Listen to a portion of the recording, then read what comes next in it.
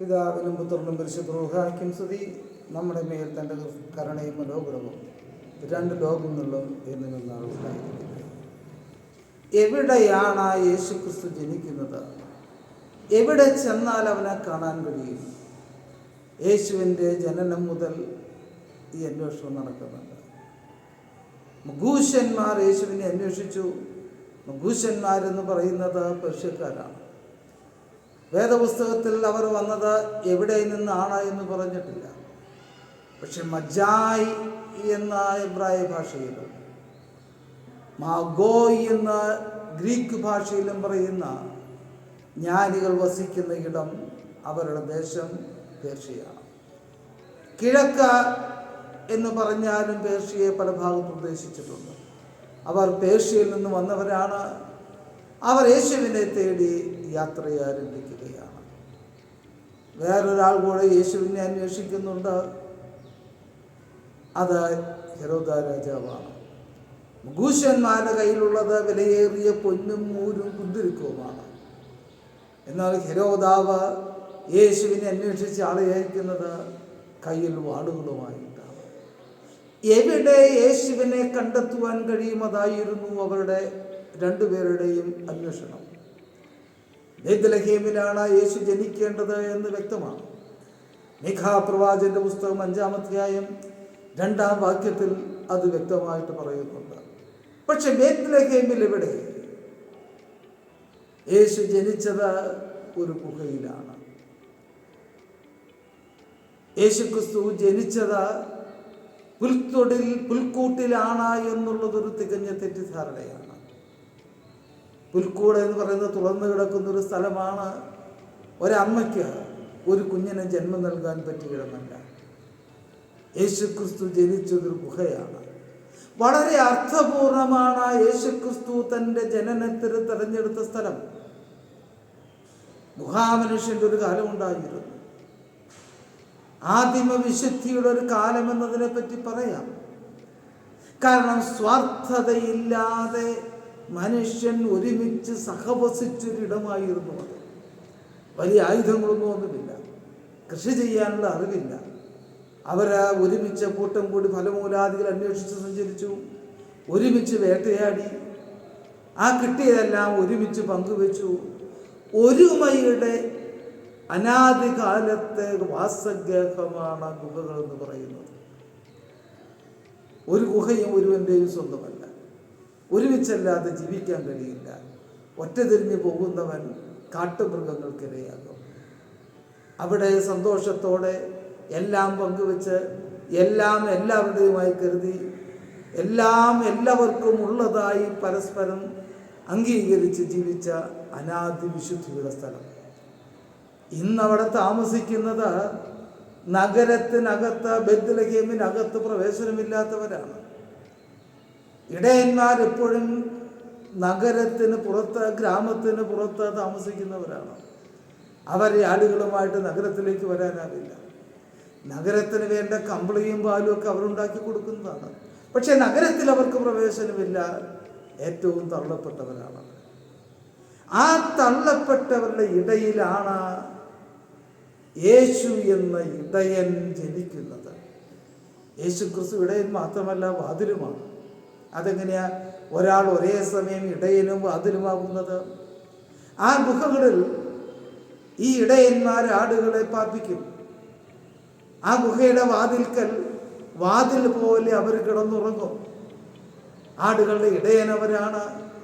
പുറത്തു നിന്ന് ദുഷ്ടമൃഗങ്ങൾ വന്ന് ആടുകളെ ആക്രമിക്കാതെ സംരക്ഷിക്കുന്ന വാതിലുമാടയും തന്നെയാണ്. അതുകൊണ്ടാണ് യേശു ക്രിസ്തു പറഞ്ഞത്, ഞാൻ ആടുകളുടെ വാതിലാകുന്നു. അതേസമയം തന്നെ യേശു ക്രിസ്തു പറഞ്ഞു, ഞാൻ ഇടയനാകുന്നു.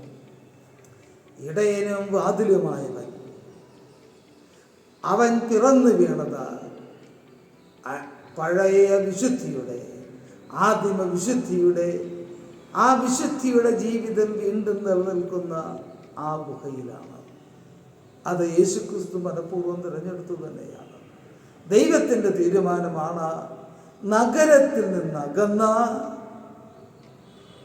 അവഗണിക്കപ്പെട്ടവരുടെ, നഗരത്തിന് പുറത്താക്കപ്പെട്ടവരുടെ തള്ളപ്പെട്ടവരുടെ ലോകത്ത് അവരുള്ള ഒരാളായി അവരുടെ കൂടെ ജനിക്കുക എന്നുള്ളതാണ്. ഇനി ഗുഹയിൽ ജനിച്ച യേശുക്രിസ്തുവിനെ പുൽക്കൂട്ടിലെടുത്ത് കിടത്തി. കേരളത്തിൽ പലപ്പോഴും മനുഷ്യർ പുൽക്കൂടെന്ന് പറയുമ്പോൾ ചിന്തിക്കുക കാലികളെ കിട്ടുന്ന തൊഴുത്തും അതിനോട് ചേർന്നുള്ള പുൽക്കൂടുമാണ്. എന്നാൽ മധ്യപൗരത്യ ദേശത്തെ പുൽക്കൂടതല്ല. കാലികൾക്ക് കിടക്കുന്നതിനും ഉറങ്ങുന്നതിനുമുള്ള സ്ഥലമൊന്നാണ്.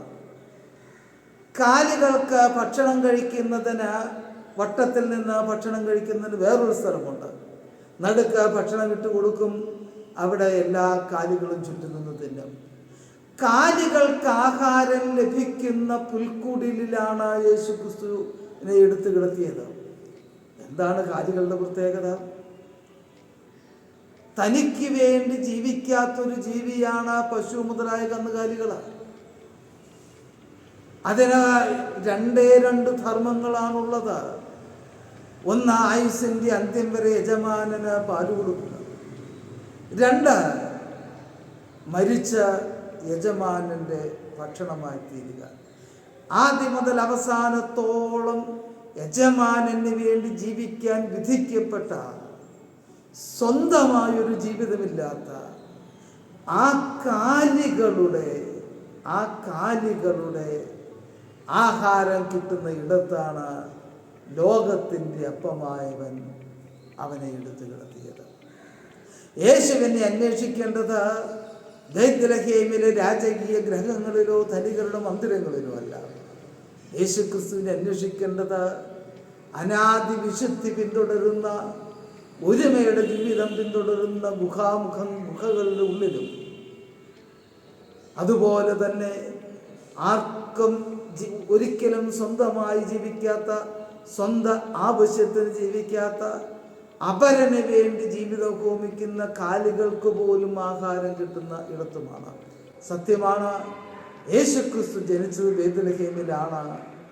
എന്നാൽ ബേത്ലഹേമിൽ എവിടെ എന്നൊരു ചോദ്യം പ്രസക്തമാണ്.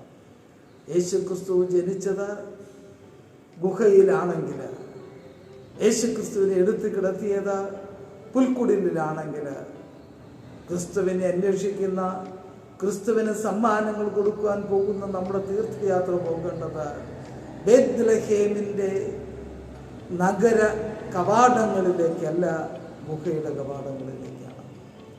ഹെരോദാസ് രാജകീയ അധികാരത്തോടുകൂടി അനേകരെ അയച്ചിട്ട് അവർക്ക് യേശുവിനെ കണ്ടെത്താൻ കഴിഞ്ഞില്ല. നമ്മൾ ആരാണ്? നമ്മൾ യേശുവിനെ അന്വേഷിക്കുന്നതിൽ എത്രമാത്രം വിജയമിരിക്കുന്നു എന്നുള്ളത് യേശുവിനെ എവിടെ അന്വേഷിക്കുന്നു എന്നുള്ളതിനെ ആശ്രയിച്ചിരിക്കും. നമുക്ക് അന്വേഷിക്കാം യേശു ഉള്ളിടത്ത്, യേശു ജനിച്ചെടുത്ത്, യേശുവിനെ എടുത്ത് കിടത്തിയെടുത്ത്. എല്ലാവർക്കും ക്രിസ്തുമസിൻ്റെ ആശംസകൾ നേരുന്നു. അനുഗ്രഹത്തിൻ്റെ, സന്തോഷത്തിൻ്റെ, സമാധാനത്തിൻ്റെ ക്രിസ്മസ് ആയിരിക്കട്ടെ. ദൈവം അനുഗ്രഹിക്കട്ടെ.